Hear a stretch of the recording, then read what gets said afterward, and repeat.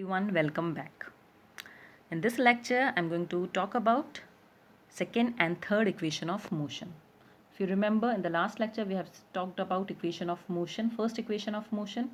Now, for any equation of motion, two conditions are need to be valid. Then only you can use these equations of motion. One is acceleration is constant, and another is body should move in straight line.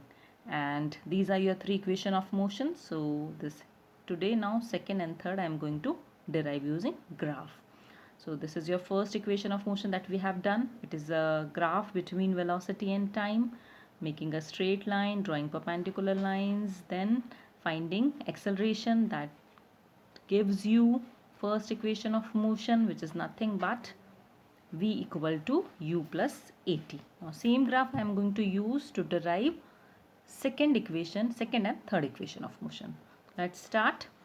So your second equation motion is nothing but it is relation between position and time.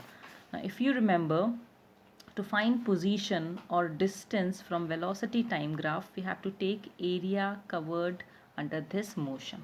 Now here body is moving from A to B. So area covered under this AB line, that is this trapezium ABCO, is going to give you distance.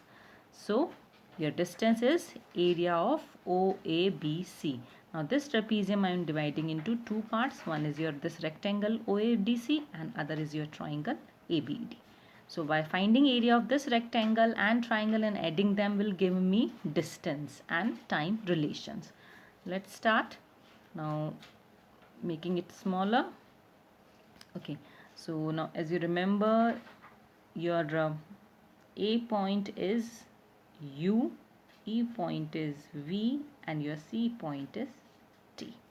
Okay, so start with area of rectangle. What is area of rectangle? Length into breadth. So here if you see this rectangle, your length is OC and your breadth is OA.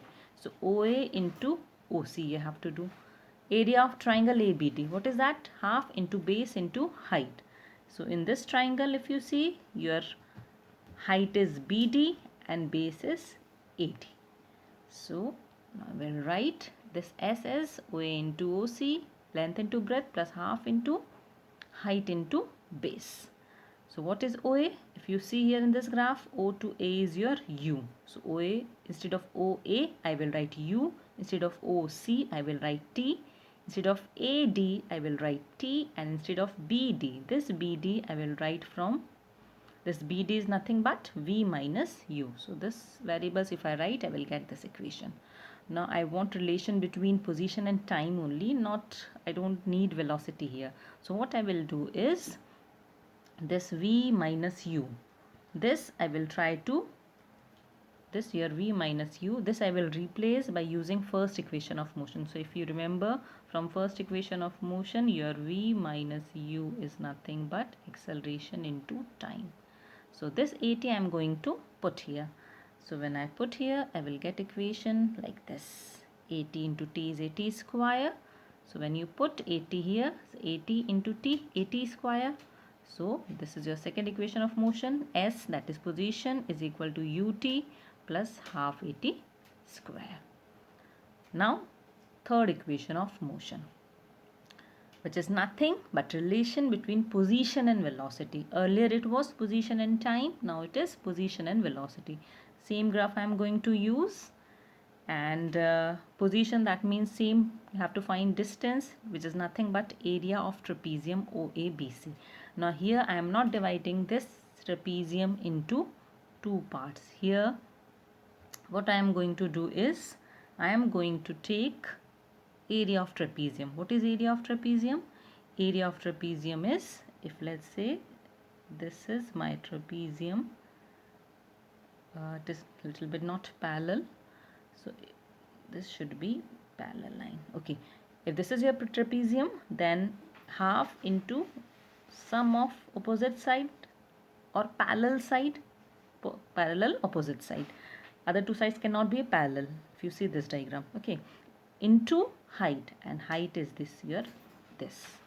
So these are your parallel sides, this is your height. This formula you have to use here. So OA into BC.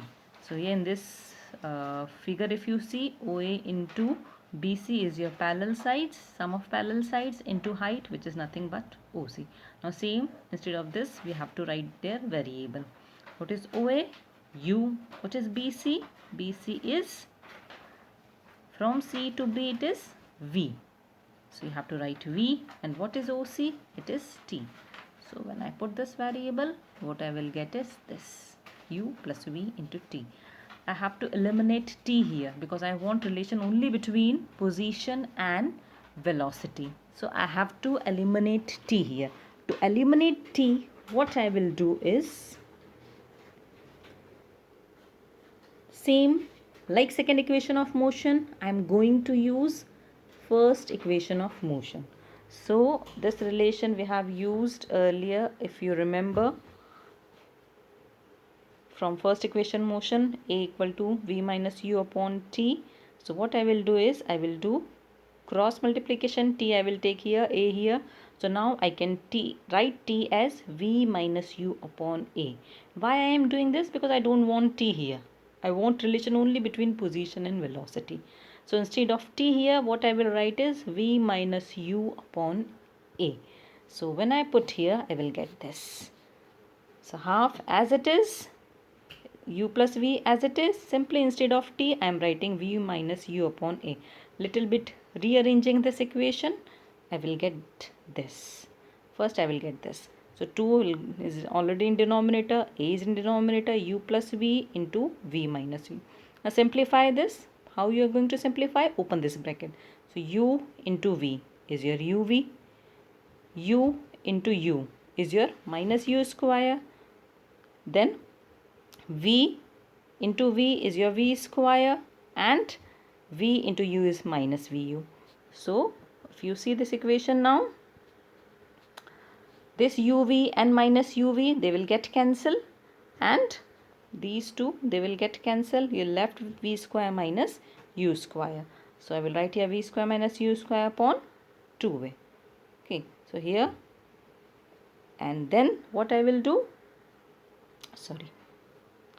now what I will do is, I will take this 2A to this side, cross multiplication. So 2AS equal to V square minus U square. This is your third equation of motion. So your three equations of motions are, one is your V equal to U plus AT, second is your UT plus half AT square, and third is equal to 2AS equal to V square minus U square. And when to use which equation depends on your numerical or your problem. See what is given in question. If T is not given, only position, that is distance and velocity is given, use third equation.